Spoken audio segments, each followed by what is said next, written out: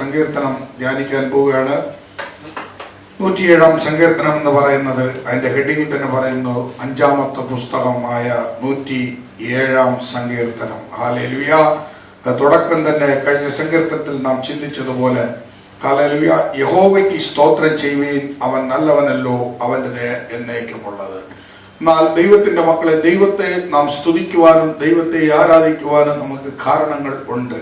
അതുകൊണ്ടാണ് ആ സങ്കീർത്തനത്തിൽ അങ്ങനെ വ്യക്തമായിട്ട് നമുക്ക് ഈ ആരാധനയെക്കുറിച്ച് വളരെ വ്യക്തമായിട്ട് പറഞ്ഞിരിക്കുന്നത്. നമ്മൾ പലരും ആരാധന ഉപേക്ഷിച്ചിട്ട് മെസ്സേജ് മാത്രമാണ് നമ്മൾ അതാണ് നല്ലതെന്ന് ചിന്തിക്കാറുണ്ട്. ഇല്ല, ദൈവത്തിന്റെ സഭയിൽ ഓരോ പാർട്ടുകൾക്കും അതിൻ്റെതായിട്ടുള്ള മഹത്വമുണ്ട്. അതുകൊണ്ടാണ് സങ്കീർത്തനത്തിന് അതിൻ്റെതായിട്ടുള്ള വിലയുണ്ട്, മെസ്സേജിന് അതിൻ്റെതായിട്ടുള്ള വിലയുണ്ട്, ആരാധനയ്ക്ക് അതിൻ്റെതായിട്ടുള്ള വിലയുണ്ട്, നമ്മുടെ ജീവിതത്തിൽ നമ്മുടെ പ്രാർത്ഥനയ്ക്ക് അതിൻ്റെതായിട്ടുള്ള വിലയുണ്ട്, നമ്മുടെ സാക്ഷ്യത്തിന് അതിൻ്റെതായിട്ടുള്ള വിലയുണ്ട്. ഒരു സാക്ഷ്യം മറ്റൊരു സാക്ഷ്യത്തെ ഉളവാക്കുന്നെന്ന് ദൈവത്തിന്റെ വചനം പറയുമ്പോൾ ഇതെല്ലാം ഈ സഭയ്ക്കകത്ത് ഉണ്ടാകേണ്ട കാര്യങ്ങളാണ്. അതുകൊണ്ടാണ് ഇവിടെ പറഞ്ഞിരിക്കുന്നത്, യഹോവയ്ക്ക് സ്തോത്രം ചെയ്യുവീൻ, അവൻ നല്ലവനല്ലോ, അവൻ്റെ ദയ എന്നേക്കുമുള്ളത് എന്ന്. ഹല്ലേലൂയ, സ്തോത്രം. അതിന്റെ താഴോട്ട് 4ഉം 5ഉം വാക്യങ്ങളൊന്ന് വായിച്ചാട്ട് മലയാളത്തിൽ വായിച്ചു തരുന്നത് കുറച്ച് നല്ലതായിരിക്കും. അവർ മരുഭൂമിയിൽ ജനസഞ്ചാരമില്ലാത്ത വഴിയിൽ ഉയർന്നു നടന്നു. പാർപ്പാൻ ഒരു പട്ടണവും അവർ കണ്ടെത്തിയില്ല. അവർ വിശന്നും ദാഹിച്ചുമിരുന്നു. അവരുടെ പ്രാണൻ അവരുടെ ഉള്ളിൽ തളർന്നു. അപ്പോൾ ഇവിടെ ദൈവത്തിന്റെ ജനം എന്താണ്, പാർക്കുവാൻ പോലും ഒരു പട്ടണമില്ലാതെ അലഞ്ഞ് ഉഴഞ്ഞ് നടന്ന ഒരു സാഹചര്യമുണ്ട്. ഇന്നിവിടെ എന്നെ കേൾക്കുന്ന ദൈവത്തിന്റെ മക്കളെ, പുറകോട്ടൊന്ന് ചിന്തിച്ചൊന്ന് നോക്കിയാട്ടെ, നമ്മൾ ആർക്കെങ്കിലും അങ്ങനെ ഒരു അവസ്ഥ വന്നിട്ടുണ്ടോ ഈ രാജ്യത്ത്? നാം ഇവിടെ കടന്നു വന്ന് വിസിറ്റ് വിസയിൽ വന്നവരായിരിക്കാം, അല്ലെങ്കിൽ ഒരു ജോലിയോടുള്ള ബന്ധത്തിൽ വന്നവരായിരിക്കാം, അല്ലെങ്കിൽ ഹല്ലേലൂയ സ്തോത്രം നമ്മുടെ പ്രിയപ്പെട്ടവരാരെങ്കിലും കൊണ്ടുവന്നവരായിരിക്കാം. അങ്ങനെ വന്നപ്പോൾ നമ്മൾ പാർക്കുവാൻ പട്ടിണി കിടന്നാലും കുഴപ്പമില്ല, പക്ഷേ നമുക്കൊരു പാർക്കാൻ ഒരു സ്ഥലമുണ്ടെങ്കിൽ നമ്മൾ എന്തായിരിക്കും? പക്ഷേ ഇന്നും ഒന്ന് ചിന്തിച്ചു നോക്കിയാട്ടെ, ഇവിടെ ഇസ്രായേൽ ജനം എന്താണ്, അവർ മരുഭൂമിയിൽ ജനസഞ്ചാരമില്ലാത്ത വഴിയിൽ ഉഴന്നു നടന്നു. പാർപ്പാൻ ഒരു പട്ടണവും അവർ കണ്ടെത്തിയിട്ടില്ല. നോക്കിയോണം, ഒരു മരുഭൂമി യാത്ര എന്ന് പറഞ്ഞാൽ വളരെ കഠിനമായ യാത്രയാണ്. മരുഭൂമിയിലൂടെ കടന്നുപോയവർക്ക് മാത്രമേ അറിയത്തുള്ളൂ. ഞങ്ങളുടെ ജീവിതത്തിൽ ഞങ്ങൾ മരുഭൂമിയുടെ അവസ്ഥയിലൂടെ പല ദിവസങ്ങൾ കടന്നുപോയിട്ടുണ്ട്, പല വർഷങ്ങൾ കടന്നുപോയിട്ടുണ്ട്. ആ സമയങ്ങളിലൊക്കെ ഞങ്ങൾ ആരെ നോക്കി? ദൈവത്തെ നോക്കി. ദൈവത്തെ നോക്കി വിളിച്ചു, ദൈവത്തോട് അപേക്ഷിച്ചു. അതുകൊണ്ട് ദൈവം ഇന്ന് ഞങ്ങൾക്ക് എന്ത് ചെയ്തു? നല്ലൊരു പട്ടണം ബാക്കി ഞങ്ങൾക്ക് തീർത്തു. ഇന്ന് ആരൊക്കെ ദൈവത്തിന്റെ സന്നിധിയിൽ നമ്മളിവിടെ മറ്റുള്ളവരുടെ പിൻബലത്തിലല്ല നാം ജീവിക്കേണ്ടത്. നാം ജീവിക്കേണ്ടത് നമ്മുടെ ദൈവത്തിന്റെ പിൻബലത്തിലായിരിക്കണം. അതുകൊണ്ട് ആ സങ്കീർത്തനക്കാരൻ പറയുന്നു, മനുഷ്യരിൽ ആശ്രയിക്കുന്നതിനേക്കാൾ യഹോവയിൽ ആശ്രയിക്കുന്നത് നല്ലത്. പ്രഭുക്കന്മാരിൽ ആശ്രയിക്കുന്നതിനേക്കാൾ യഹോവ തന്നെ ആശ്രയമായിരിക്കുന്നത് നല്ലത്. അറിയാമല്ലോ, 118 സങ്കീർത്തനത്തിന്റെ കാര്യമാണ്.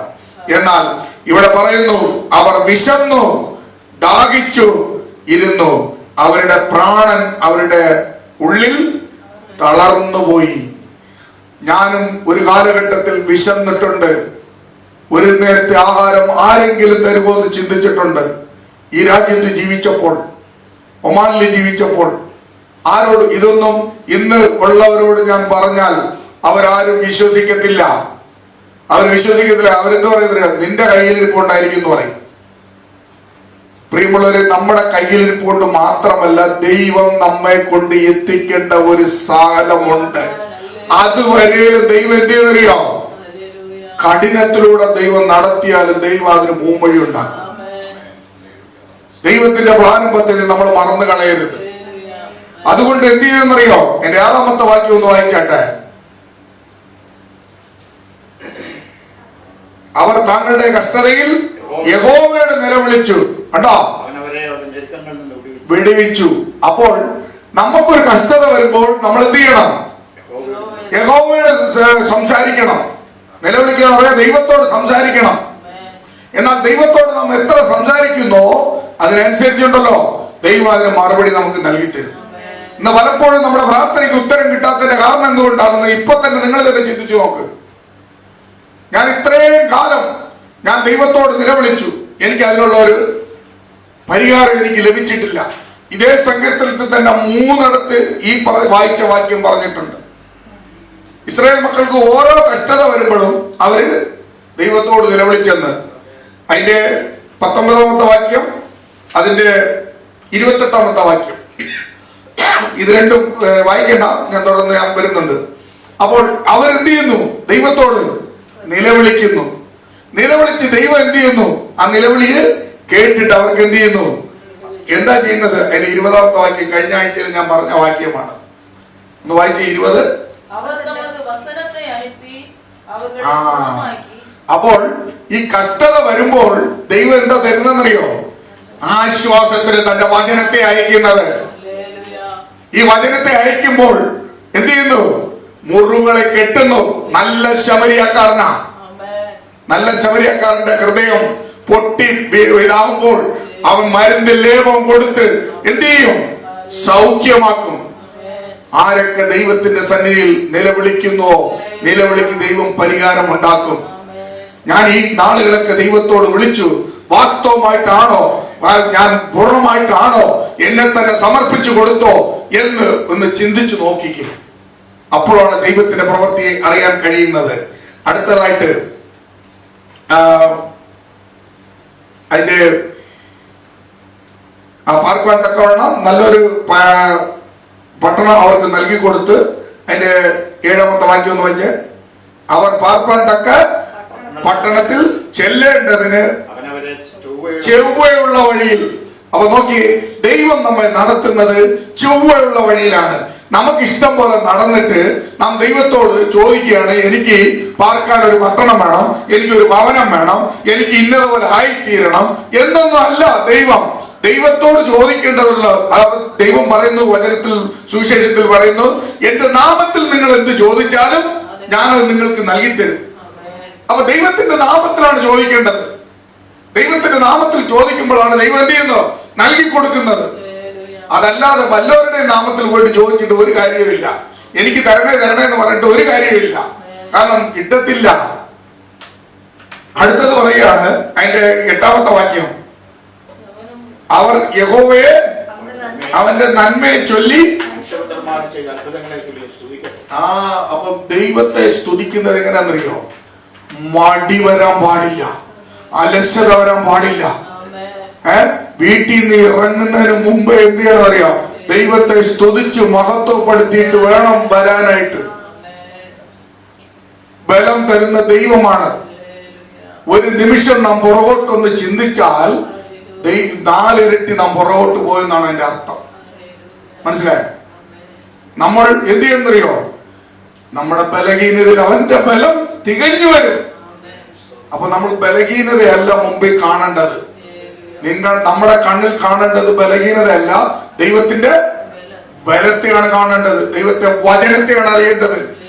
കർത്താവ് എന്നോട് സംസാരിക്കും, അവന്റെ വചനത്തെ അയച്ച് എനിക്ക് സൗഖ്യം നൽകി തരും എന്ന് നാം ദൈവത്തോട് സ്തുതിച്ചുകൊണ്ട് വരണം. അതുകൊണ്ടാണ് അവരെങ്ങനെ സ്തുതിച്ചെന്നാ പറഞ്ഞിരിക്കുന്നത്. അതിന്റെ 9ാമത്തെ വാക്യം, അതിന്റെ ഇത്, അവൻ ആർത്തിയുള്ളവന് തൃപ്തി വരുത്തുകയും വിശപ്പുള്ളവന് നന്മ കൊണ്ട് നിറയ്ക്കുകയും ചെയ്യുന്നു. അപ്പൊ നമുക്കൊരു ആർത്തി വേണം. ഏത് കാര്യത്തിനും നമുക്കൊരു ആഗ്രഹം വേണം, ഒരു ആർത്തി വേണം. ഒരു ആഹാരത്തിനായാലും ഒരു താല്പര്യം വേണം. എനിക്ക് അതാണ് ശരീരത്തിൽ പിടിക്കൂ എന്ന് പറയുന്നത്. അതിന് ആഗ്രഹമില്ലാതെ പോയി ഇരുന്നിട്ട് കഴിച്ചാൽ അത് ശരീരത്തിൽ പിടിക്കത്തില്ല. അത് നിനക്ക് ഗുണത്തിലേറെ ദോഷമായിട്ടേ ചെയ്യത്തുള്ളൂ. നമ്മൾ കഴിക്കുന്ന ആഹാരം പോലും ഒരു പോയിസനായി മാറും. അതുകൊണ്ടാണ് ദൈവത്തിന്റെ വചനത്തോട് മറുതലിക്കാൻ പാടില്ല.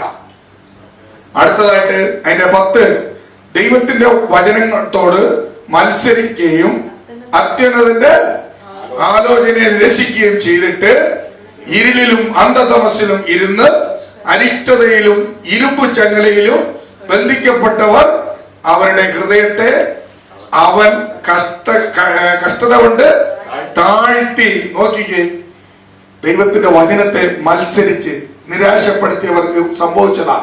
എന്ത് സംഭവിച്ചു? ഒരു കാര്യം ദൈവം ഏൽപ്പിച്ചിട്ടുണ്ടെങ്കിൽ ചെയ്തിരിക്കണം. അത് എനിക്ക് ദൈവം എനിക്ക് ഏൽപ്പിച്ച് തന്നതുകൊണ്ട് വിശ്വസ്തമായിരിക്കണം. അപ്പോഴാണ് ദൈവം എന്ത് ചെയ്യുന്നറിയോ? വലിയവ ചെയ്യുന്നത്, അതിലപ്പുറമായിട്ട് നമ്മെ കൊണ്ടുപോകുന്നത്. അതുകൊണ്ട് ഒരു താലന്ത് കിട്ടിയവന് അവൻ ഒന്നും വെച്ചുകൊണ്ടിരുന്നു. എന്നാൽ 5 താലന്ത് കിട്ടിയവനോ, 2 താലന്ത് കിട്ടിയവനോ, 10 താലന്ത് കിട്ടിയവനോ അതിനെ വർദ്ധിപ്പിച്ചു, മറ്റത് കുഴിച്ചിട്ടു. അപ്പോൾ ഇതുപോലെ നമ്മൾ ആയിത്തീരരുത്. അതുകൊണ്ട് എന്താ നമ്മുടെ ജീവിതത്തിൽ സംഭവിക്കുന്നത്? അവിടെ പറഞ്ഞിരിക്കുന്നത് അവർ ഇടറി വീണു, സഹായിപ്പാൻ ആരും ഉണ്ടായിരുന്നില്ല. നോക്കിയേ, ദൈവത്തിന്റെ മക്കളെ, അവരുടെ ദൈവം പോലും ഇല്ല, മനുഷ്യന് പോലും ഇല്ല. നമ്മൾ എന്ത് ചെയ്യുന്നു? അതുകൊണ്ട് നമ്മൾ എന്തറിയോ? നമ്മുടെ ബലഹീനതയെ പിശാചിന് ചൂഷണം ചെയ്യാൻ നമ്മൾ വിട്ടുകൊടുക്കരുത്. നമ്മൾ വിട്ടുകൊടുത്താൽ എന്ത് പറ്റും? നമ്മൾ അതുപോലെ പുറകോട്ട് പോകും.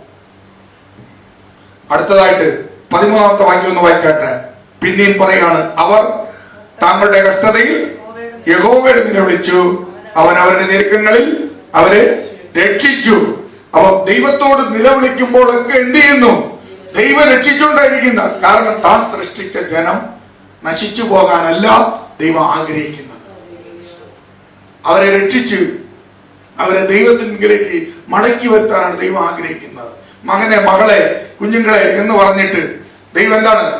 യേശു തിബരിയോസിന്റെ കടൽത്തീരത്ത് വന്നിട്ട് രാത്രിയിൽ വന്നിട്ട് എന്താ പറഞ്ഞത്? കുഞ്ഞുങ്ങളെ, കൂട്ടുവാൻ വല്ലതും ഉണ്ടോ എന്ന്. ദൈവത്തെ വിട്ട് വലയിറക്കിയവരോടായി ചോദിച്ചു, നാഥ രാത്രി മുഴുവനും അധ്വാനിച്ചിട്ട് ഞങ്ങൾക്ക് ഒന്നും കിട്ടിയില്ലെന്ന്. അപ്പോൾ ഞാൻ പറയുന്നു, എന്റെ വാക്കിന് നിങ്ങൾ വില കൊടുക്കൂ, വലയിറക്ക്. പെരുത്ത മീൻകൂട്ടം, എണ്ണം 153. അതാണ് എണ്ണത്തിൽപ്പെടുത്തിയിരിക്കുന്ന കൂട്ടത്തിൽ എത്ര മീനുണ്ടായിരുന്നു എന്നുള്ളത് വലയിറക്കുന്ന മീൻ പിടിച്ചവർക്കൊക്കെ അറിയാം. കണ്ടോ? അപ്പൊ എനിക്ക് ഒത്തിരി കാര്യങ്ങൾ പറയാനുണ്ട്. പിന്നെ അത് കഴിഞ്ഞിട്ട് പറയാണ്, വീണ്ടും പറയാം 19, അവർ തങ്ങളുടെ കഷ്ടതയിൽ യഹോവയോട് നിലവിളിച്ചു, അവൻ അവരെ അവരുടെ ഞെരുക്കത്തിൽ നിന്ന് രക്ഷിച്ചു. അതിന്റെ വചനം വായിച്ച് സൗഖ്യമാക്കി എന്ന് പറയുന്നു. അത് കഴിഞ്ഞിട്ട് പറയാണ് 21, അവർ യഹോവയോ അവന്റെ നാമത്തെ ചൊല്ലി മനുഷ്യപുത്രന്മാർ ചെയ്ത അത്ഭുതങ്ങളെ ചൊല്ലിയും സ്തുതിക്കട്ടെ. അപ്പൊ ദൈവത്തെ സ്തുതിക്കുന്നതിന്റെ സ്തുതി എങ്ങനെ? ഈ സങ്കീർത്തനം വളരെ അർത്ഥവത്തായിട്ട് ഒരുപാട് ഇടങ്ങളിൽ എടുത്തെടുത്ത് പറയുകയാണ്. സമയം പോയിക്കൊണ്ടിരിക്കുകയാണ്. അത് 28, അവർ തങ്ങളുടെ കഷ്ടതയിൽ യഹോവയോട് നിലവിളിച്ചു, അവൻ അവരെ അവരുടെ ഞെരുക്കങ്ങളിൽ നിന്ന് വിടുവിച്ചു. 29, അവൻ കൊടുങ്കാറ്റിനെ ശാന്തമാക്കി, തിരമാലകൾ അടങ്ങി, ശാന്തത വന്നതുകൊണ്ട് അവർ സന്തോഷിച്ചു. പ്രതിസന്ധി ഘട്ടങ്ങളിൽ നമുക്കെതിരായിട്ട് എത്ര വലിയ കാറ്റും കൊടുങ്കാറ്റും പേമാരിയും എന്തു തന്നെ വന്നാലും കർത്താവ് യേശുവിന്റെ നാമത്തിലാണോ അടിസ്ഥാനം ഇട്ടിരിക്കുന്നുവെങ്കിൽ അതൊരിക്കലും മറഞ്ഞു പോകത്തില്ല. യേശുവിന്റെ നാമത്തിലാണ് നിങ്ങൾ അടിസ്ഥാനം ഇട്ടിരിക്കുന്നെങ്കിൽ അത് മറിഞ്ഞു വീഴത്തില്ല. എന്നാൽ ഈ യേശുവിന്റെ നാമത്തിൽ അല്ലാതെയാണെങ്കിൽ, അതുകൊണ്ടാണ് ഇന്ന് ആ വാക്യം പോലും വായിക്കാനിടയായത്. പത്രോസ് പറഞ്ഞത്, പത്രോസ് അതിന് മുമ്പ് പറഞ്ഞ സ്റ്റേറ്റ്മെന്റിനാണ് യേശു പറഞ്ഞ ജീവനുള്ള പുത്രനായ ക്രിസ്തു തന്നെയാണെന്ന് പത്രോസ് യേശുവിന്റെ അടുത്ത് പോയി പറഞ്ഞത്. ഇത് മനുഷ്യ രക്തമോ ജഡമോ ഒന്നുമല്ല നിനക്ക് വെളിപ്പെടുത്തി തന്നത്, സാക്ഷാൽ സ്വർഗത്തിലെ ദൈവം തന്നെ നിനക്ക് വെളിപ്പെടുത്തി തന്നിരിക്കുന്നു. കാലം അടുത്തതായിട്ട് 31, ഞാൻ യഹോവയെ അവന്റെ നാമത്തെ ചൊല്ലി മനുഷ്യപുത്രന്മാരിൽ അവന്റെ അത്ഭുതങ്ങളെ ചൊല്ലി സ്തുതിക്കട്ടെ. അത് കഴിഞ്ഞിട്ട് വരുമ്പോ പറയണം 36, വിശന്നവരെ അവൻ അവിടെ പാർപ്പിച്ചു, നിലം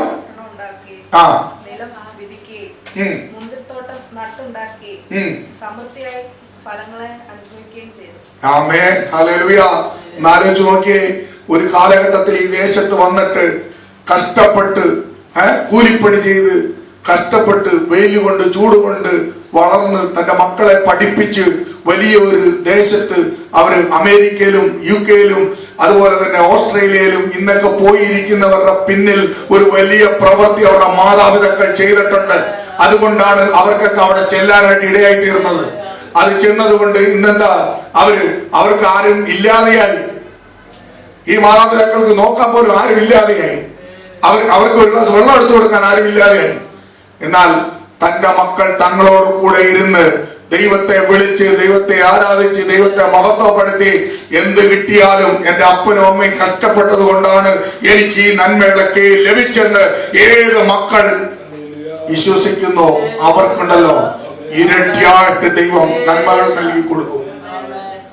ഇന്ന് പകൽക്കാലം ഈ വചനങ്ങളാൽ ദൈവം അനുഗ്രഹിക്കട്ടെ.